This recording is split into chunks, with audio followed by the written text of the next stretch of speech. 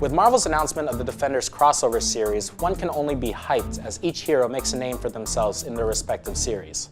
So far there's been Daredevil, Jessica Jones, and Luke Cage, but now that Iron Fist has made his debut, how does his show compare to his predecessors?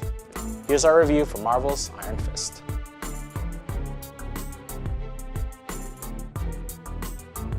Iron Fist follows Danny Rand, a billionaire child who lost his parents in a plane crash.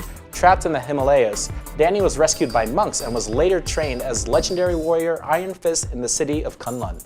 15 years later, he returns to New York City hoping to reclaim his company.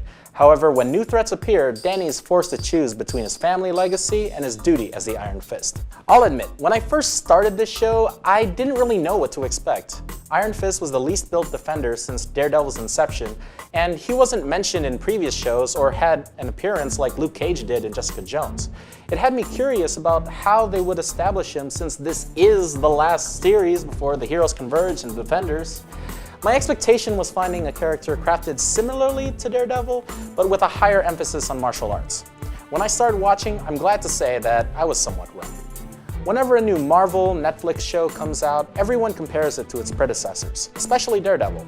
However, it's a little bit unfair because all these shows were treated differently in terms of production and writing. Danny is much different than the rest because he's the most emotional. His lawful good personality leads him to trouble that the other heroes might not take part in. He has this idealism that's consistent with a hero, but inappropriate for the real-world problems such as running a corporation or maintaining a reputation. One thing I liked about the show was the show's complex characters. Instead of following Danny solely, the show takes an omniscient approach by following the entire cast. For instance, Harold Meacham, the best friend of Danny's father, shows complexity by his contradictory attitude towards separate family members. He's insane towards his family, but never towards Danny, since Danny is just a means to an end. I mean, it's difficult to explain without spoiler territory, but I'll just move on now.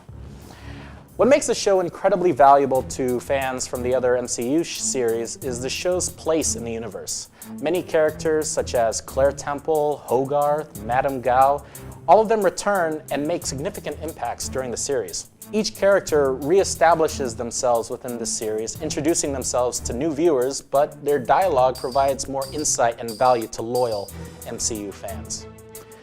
Another thing I really liked were the fight scenes. They're by no means up to Daredevil standards, but they're still very good. However, I wasn't completely sold to the Iron Fist itself. Danny's hand would glow, allowing him to punch his way out of anything and everything. It requires Danny to focus all of his chi to his hand, and can only be used for a certain while.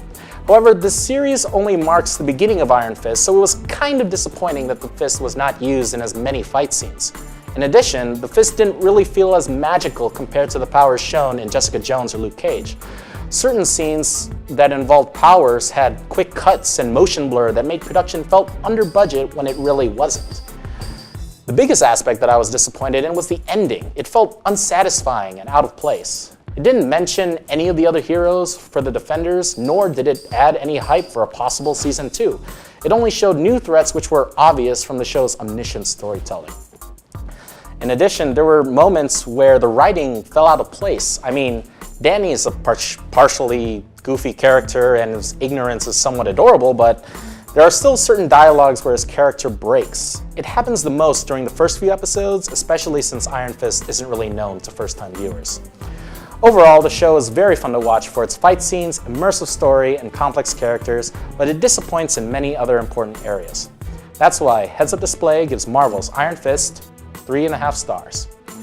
Anyways, that's it for me today. If you want to watch more Netflix reviews or you want to see more videos just like this one, leave a like or a comment down below and I will see you next time. This is Francis and this has been Heads Up Display.